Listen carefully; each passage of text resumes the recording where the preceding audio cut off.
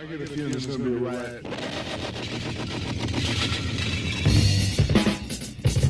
I don't read the newspapers because they all have ugly friends.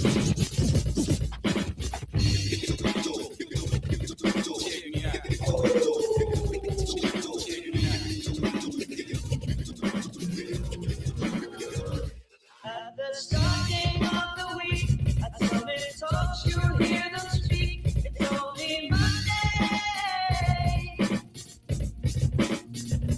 Negotiations breaking down. See the leaders start to frown. It's more than Monday. We are back with another edition of your favorite morning show, The Daily Dose on the Gorilla Radio Network.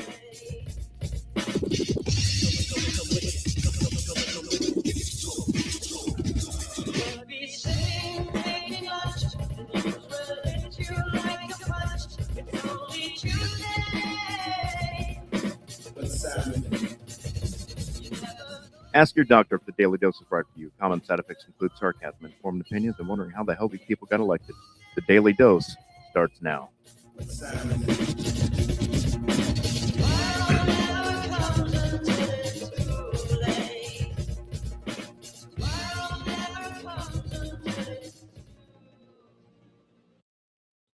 Good morning, everyone. Here we are again. It is Friday. It's everyone's favorite day of the week. Heading into the weekend. And you were listening to the Friday edition of the Daily Dose. It is June 26, 2026.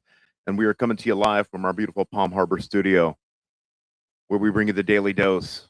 We give you a little bit of everything, news-related, funny, stupid, anything you can imagine, we cover in a short 25-minute span. We pack that shit in there. We pack that shit in there so hard that you can't walk when we're done. I can't back that up. But nonetheless, we got some really crazy stuff going on in the news today. Just a couple of topics we're going to cover. I've got crazy garbage can lady. We've got fake traffic stops. And we've got scumbag moms that drive their cars too fast and kill their kids. And many, many other stories on top of that as well. So that's just a little taste of what the Daily Dose has to offer for everyone today. So, from Palm Harbor, Florida, like I always say, this weather report may not apply to your certain demographic, but if you live in the Palm Harbor, Tampa Bay, St. Petersburg area, even far south as Sarasota, Bradenton perhaps, or as far north as Ocala, this might actually fit your demographic and where you live and where you need to worry about the weather. Stand by. We had another hot one yesterday. Look at this, these temperatures this week. 93 on Sunday, 94, 94, 94, 93 degrees yesterday. We're going to be right back up to 92, 93 degrees as we head through the day today. But at least we're seeing some better rain chances as we head through the next several days. Look at the rain yesterday, and we saw the rain around. We had some pretty good rain in some locations, but it's right along the immediate coastline. We're still missing out on a lot of this rain throughout Pinellas County, along coastal Manatee, Sarasota, and up to the north as well. But you move just a little bit away from that, and you see some of these rainfall amounts. The storms were slow moving yesterday, so some of these areas picking up well over an inch of rain. The storms that we have today, they'll be slow moving as well. Sky Tower Vector Scan showing you where the rain is right now. It's all lingering off the coastline of Pasco, Hernando, and Citrus County, basically just sliding up to the north. But so it's staying out over the water for now. We'll watch later on today for those storms to develop over the land area. 78 degrees right now here in Tampa. Lakeland, you're at 73. Winter Haven, 75 degrees. Sarasota, you're at 77. Clearwater, 79 degrees. Elsewhere across the state, you have the mid 70s up across the northern part of the state. Mid 80s as you head down to our south. Here's that little change. Now, for days upon days, really weeks now, we've had more of that west and southwesterly wind. Now you're starting to see more of that southeasterly wind. That southeasterly wind is our more typical wind direction that we expect to see during the summer. That's where you see the storms developing over on the eastern side of the state and then working their way onto our side of the state. And we get those storms late afternoon working their way through the area. So we're going to start to get back into more of that pattern as we head through the weekend. Front that was over the northern part of the state yesterday, that has drifted back to the north. Still a lot of activity across the rest of the country with fronts working their way through, but all that activity stays well to our north. So watch the Fox model as we go through the afternoon. Afternoon sea breeze is going to work. You see those storms being pushed away from the coastline, so it'll take a little time for some of these storms to get cranked up today, but they'll all work their way into those interior locations. That's where we're going to see those larger storms. Those will wind down, and then as we head into tomorrow, we start out quiet. Then as we head into those early to mid-afternoon hours, once again, that sea breeze will start to activate a lot of these storms, but you notice things are starting to get a bit closer to the western side of the state. We're not seeing everything work its way over onto the other side. Things are staying closer to us, giving us that better chance of some of these storms. Partly cloudy skies for today. Scattered storms developing. Daytime high 93 degrees. Then for tonight, any of those storms, they'll wind down. We'll see those clearing skies through the overnight hours. Low temperature down into the 70s, 79 degrees. Partly cloudy. There's more storms for tomorrow. Daytime high at 92 degrees. High tide comes up at 7:55, or I should say 11:32 in the morning. The marine forecast through the weekend, you see those seas running right around 1 foot all weekend long. 7-day forecast, daytime highs in the low to mid 90s. Those rain chances about 40% through the weekend, but they're bumping up as we head into next week, pushing more of those storms in our direction. Now, I don't know if there's any truth behind this, but I heard on a radio station yesterday, a credible radio station, that in Florida next week, there's going to be something that's called a doubled heat dome or something along those lines. And in certain parts of the state, we're going to feel feels like temperatures somewhere in the 115, 117 degrees. That is ridiculous. What in the hell is happening with this weather in Florida? It's nuts. So yeah, you know, it's there you go. That's it. It's going to be hot. It's going to be, and I'm glad next week I'm getting the hell out of town. You know, I'm going up to the mountains in Georgia. I leave on Thursday, so I'll be doing the show Monday, Tuesday, Wednesday, hopefully Wednesday. I don't know, maybe not, but definitely Monday and Tuesday. I'll be doing the show in the morning. I may not be able to do it on Wednesday, Thursday, Friday, obviously, but I'll be back the following week. We rent a nice little cabin up there. We do it every year. We take the dogs out of Florida because we've got fireworks and they freak out and they go crazy. So we drive them up there and we go and hang out and relax. And that's our annual vacation every year, 4th of July. So yeah, stay indoors as much as you can because it's going to be hot out there over the course of the next couple of weeks. Moving on with our show today. Now, some people are just straight white trash. You know what I mean? Just straight garbage. You'll see what I did there in just a minute. Now, this lady, this story's been all over the internet since the New York Knicks parade. What was it, last week, I believe? Excuse me. And she took a garbage can off the street and she dumped all of the trash all over the sidewalk in the middle of New York, then proceeded to take the garbage can as a souvenir for her, I guess, for her garbage can collection at home. Hell if I know, like, this fucking lady's nuts, but she is just straight garbage. When you watch this video, your blood's gonna boil because some people just they just simply don't care about their surroundings. They don't care. Obviously, they don't care about their city and the way that it looks because she's more than willing to empty a full garbage can on the sidewalk. Now, here's where the story gets a little crazy. That story's been all over the internet for the last week or so since the parade last week. But here's where the story gets a little bit fucked up even more. This lady was a JP Morgan Chase executive. Worked for JP Morgan Chase. I'm not sure in what capacity, but she did hold an executive title.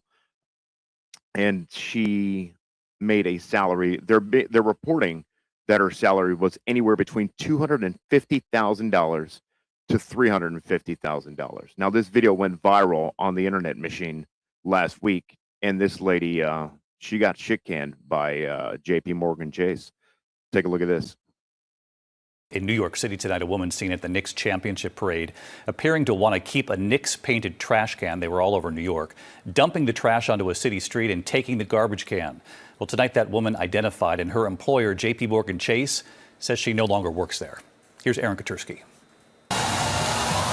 It was during the euphoria over the Knicks NBA championship, New York City even painted the trash cans blue and orange. This woman decided she wanted one for a souvenir. On the day of the Knicks parade, the woman unceremoniously dumped an overflowing public wastebasket onto the sidewalk, grabbed both ends, and walked off. And tonight, her employer, JP Morgan Chase, says she's no longer with the company. The bank did not say what her job was, but added she was not attending the parade in an official capacity. The sanitation department issued her 2 summonses, $75 for littering and $100 for impeding operations. The woman returned the trash can, and City Sanitation posted a photo of it with the caption, "Home Sweet Home." David, there are now replicas of this Knicks-themed garbage can for sale online for less than $200, because one man's trash is another's treasure. David? You self-righteous, entitled, self-empowered, fat moron. That's what you are, lady. You go to a parade where everyone is celebrating, having a good time, celebrating their home team taking gold. And this is what you do in return during the big celebration on the streets. You're a waste of space. And good for you, JP Morgan Chase, for firing that fucking fat piece of shit for dumping that garbage all over the side of the road. You know what I mean? She obviously doesn't care about anyone but herself, and the crowd makes zero difference to her, because you can see the people in the background, they're in awe. They can't believe that she's doing it. And yet she still continues to just dump it out and then just take it as if it was her property. Amazing that people can behave in such a manner. Every time I see something stupid like that, where people just do whatever they want to do and they have zero care about their surroundings or anyone else around them or anything for that matter, except for themselves, it just gets my blood boiling. That makes me more upset than reading stories about, horrible, horrific stories in the news where people are getting tortured and kidnapped. That pisses me off even more, because that lady needs to be kidnapped and tortured, in my opinion. Why is she allowed to walk the streets and get away with doing stuff like, well, she didn't get away with it, but in her mind, she thinks that she can just do whatever the fuck she wants because she's entitled for some reason. So good job, JP Morgan Chase. That's my rant about that garbage can lady.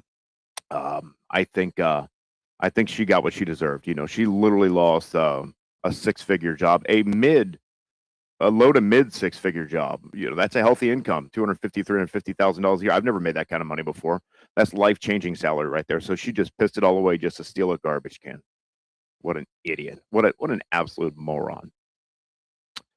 Next time you get pulled over by the police for speeding, for swerving, maybe running a traffic light, maybe running a stop sign, you may not know who it is behind you that's pulling you over, even if they have the blue and the red flashing lights. I'm not saying run. I'm not giving that type of advice in the least, but just be a little bit weary about who it might be, and always ask for identification immediately. Hey, can you roll down the window for me? Can you close the door and have him roll down the window? Hey, how are you? I'm doing all right, man. What are you doing today? Jeremy, just come straight in. What's that? Come in on the left, and we're going to be in the middle of the road. You can't miss us. Real quick. This for kids back there. Stand back there. Oh.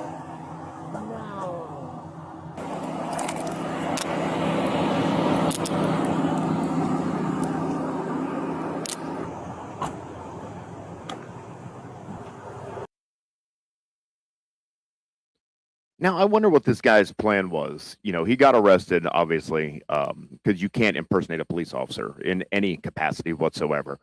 What do you think he was planning on doing when he pulled the cars over? What was the end game for this stunt that he pulled? Obviously he didn't kill anyone. He didn't kidnap anyone, as far as we know. That I think that would have already been in the news as well. But I wonder what his grand plan was for this little stunt that he pulled with the Temu red and blue flashing lights that he had. Apparently, he was using those to impersonate the police officer in a black SUV, which could easily be mistaken for a cruiser. I wonder what his plan was. Hopefully more of this story comes out and we learn more about it, because I'm very curious to see what he was planning on doing when he pulled people over for no reason. I mean, you can't just say to somebody, hey, go ahead and pay your citation right here. Maybe you can. I don't know. Maybe people are naive enough to do that. In this day and age, you get a paper ticket, you get a court date if you choose so, and then you go to the clerk of the court and you pay your ticket and you call it a day. I just had to do it a couple weeks ago. I had a friggin' $250 fucking ticket I had to pay. You know what I mean? But are people naive? Do you think he's pulling people over and saying, hey, listen, I just pulled you over for speeding. It's going to be a $150 fee, but I'll tell you what, you pay me right here on the spot. I'll do it for $100. I mean, maybe that's what he was doing. I mean, that's the only thing I can think of. But again, I'm not a criminal and I don't have a criminal mind, which, by the way, is a horrible show, but I'm addicted to it. It's probably the worst show on television right now, Criminal Minds Evolution. It's on Paramount Plus, and it is absolutely horrible. But I, for whatever reason, cannot stop watching it. But like I said, I don't have a criminal mind, and this guy does. So apparently he had some sort of ulterior motive that we're not privy to, thankfully. And then, so this guy's pulling people over, and, why didn't he pull this lady over is what I want to know. This absolute scumbag of a mother, 111 miles an hour, speeding, 3 kids, dead. We've got new details tonight in a crash that killed 3 children in Cumberland County. 31-year-old Megan Scott is now facing charges for involuntary manslaughter, among other things.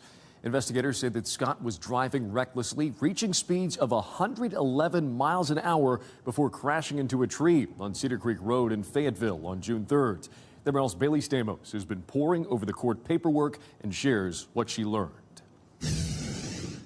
Court documents show Megan Scott had a run-in with the law just a day before the crash that killed her 3 children. Now she's facing multiple charges, including 3 counts of involuntary manslaughter. Records show that on June 2nd, Scott was cited for driving without a license or insurance and for having an expired registration. The next day, officers say Scott was involved in a domestic dispute. An affidavit details Scott biting a man's arm before hitting the victim with the car and fleeing the scene. Later that day, officers stopped Scott after a hit and run on Cedar Creek Road. According to court records, officers asked Scott to get out of the car so they could serve a warrant tied to the reported domestic dispute. The documents say Scott then sped off, hitting 2 officers in the process. About an hour later, around 11 p.m., Fayetteville police found Scott's car wrapped around a tree. Investigators say Scott was traveling 111 miles per hour before the crash. 2 of the children and Scott were ejected from the vehicle. 2 children died at the scene. The 3rd later died in the hospital.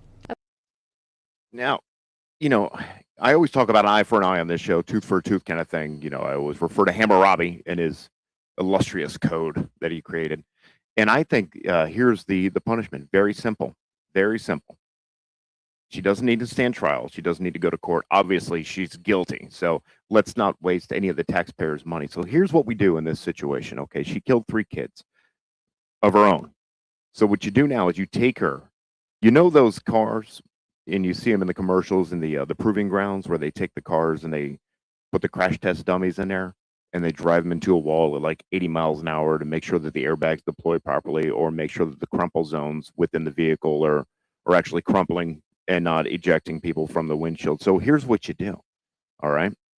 You take this lady and you substitute a crash test dummy for her.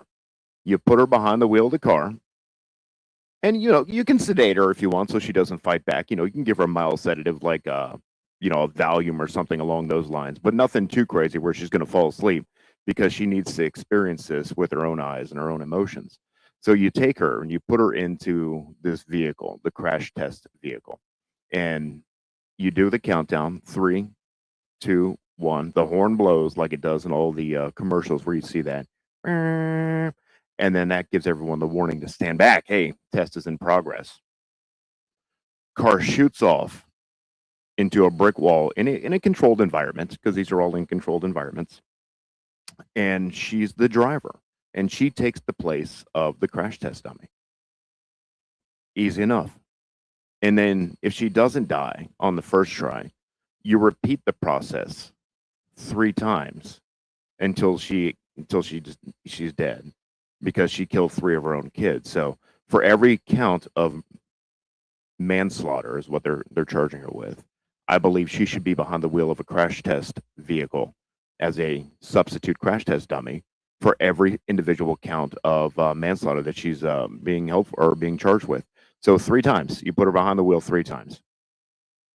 Problem solved. You know, I really need to run for some sort of a public office or a public official. And, you know, maybe Donnie T can give me a title, you know. I mean, you know, like he gave Pete the Secretary of War. Yeah, that's a cool title. I mean, that's badass. You know what I mean? What's your job? You know, people look at me, they're like, what's your job? I'm like, well, I'm a chef. You know, that's kind of cool, I guess, to say that. Yeah, job, you know, it sucks. You know, break my ass all day long. You know what I mean? But you know, it's kind of cool to say that. And you know, what would be even cooler is if you were the Secretary of War. I mean, that's a cool fucking title right there. What do you do for a living, Pete? I'm the secretary. I'm a secretary. What company do you work for? Oh, well, I'm the Secretary of War. That's fuck you. That's badass title. I don't necessarily agree with it, but you know, it's kind of cool to be called that. You know, so yeah, maybe Donnie T can give me you know, like a Secretary of Public Safety. That would, maybe that's already a position. I don't know.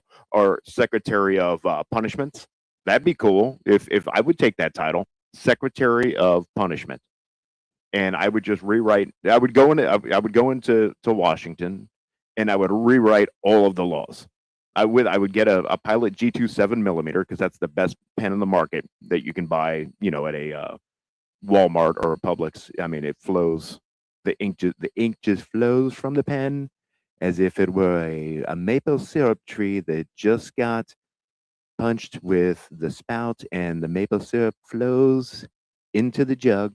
That's how the ink flows from the Pilot G2 7mm, but in a nice way. So I would take my Pilot G2 7mm and I would go in there and I would personally rewrite all of the laws, and I would implement all of these proper punishments for the crime that they've committed. Yeah, Secretary of Punishment. That's it. I'm going to send my resume in and see if I can get that job moving forward, because I could probably just go on about this all day. You ever go to a restaurant, sit down, you're like, I'll take that, whatever, that steak. You know, the steak costs $25. I don't know. You go and, you know, your wife or your husband says, and I'll take the salmon. Salmon sells for $23, $24, maybe $25 as well.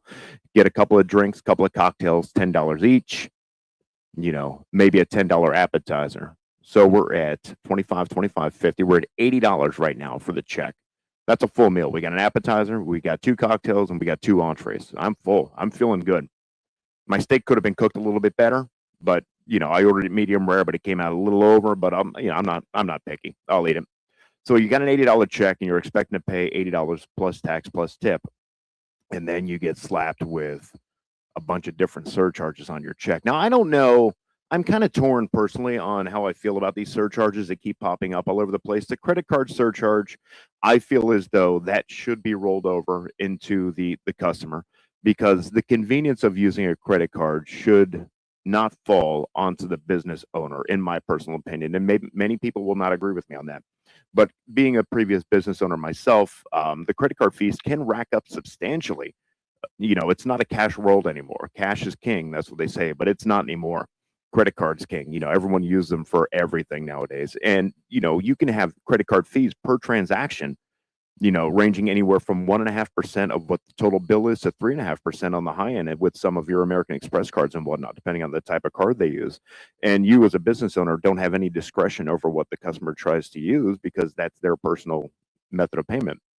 So these credit card or these surcharges can rack up, or credit card fees can rack up quite a bit. And then, so I say roll that surcharge onto the customer for the credit card fee. I'm 100% in the corner of that. But now what we're seeing is all these restaurants they're popping up with service fees. They're popping up with surcharges.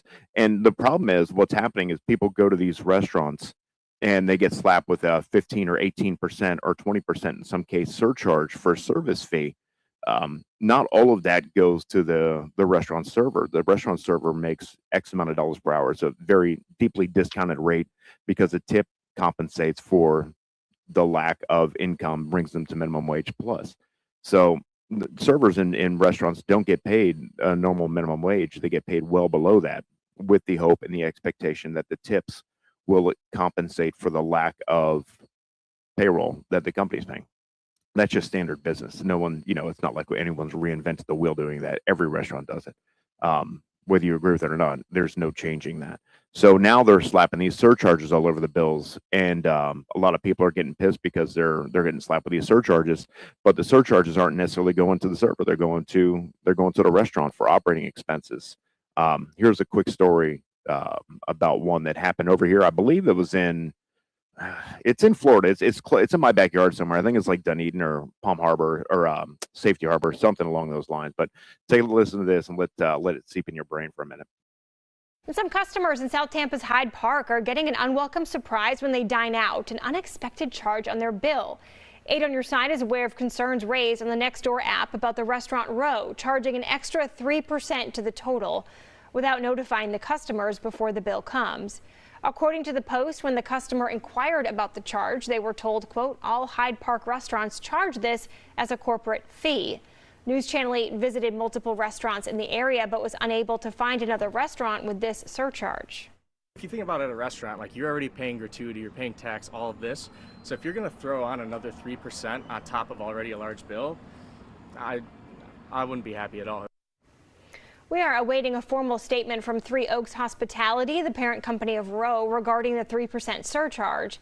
We also reached out to Hyde Park Village, where Row is located. A representative said at this time they do not wish to comment. And some Yes, I don't know. Like I said, I'm torn about that because, I understand there's escalated costs with doing business, especially in a restaurant. You have to pay for your food, you have to pay your electric, you have to pay your gas bill, you have to pay your rent or, your mortgage if you own the building, and you got to pay your insurance, and then you have to maintain customer insurance and liability insurance and fees on top of operating expenses, then taxes, tangible taxes, intangible taxes, sales tax. I mean, blah, blah, blah, blah, blah. I mean, it takes a lot of money and a lot of effort to own a successful restaurant, because then on top of all those fees that you pay, you also have to execute, and you have to bring customers back into your door for a second, third, or fourth time. So not only do you have to pay everyone in God's green earth, you also have to make sure that you're maintaining a quality of standard.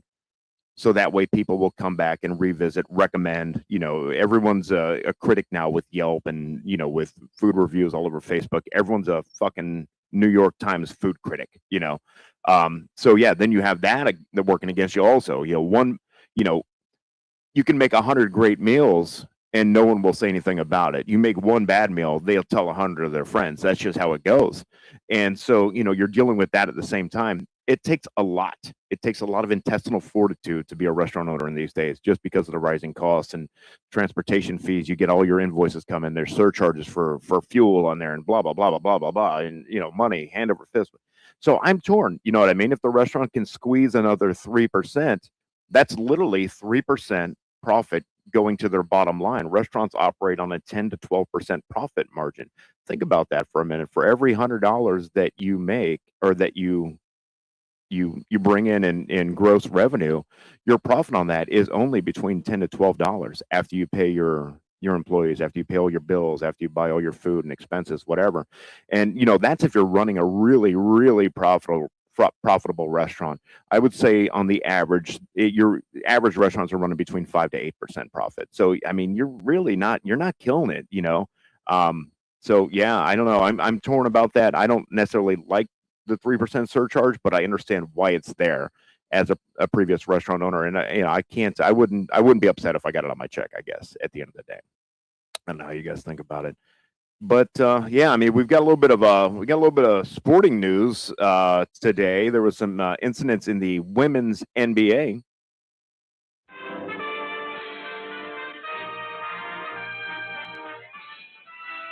Spanning the globe to bring you the constant variety of sport, the thrill of victory, and the agony of defeat. So apparently the WNBA, Caitlin Clark, everyone knows that name.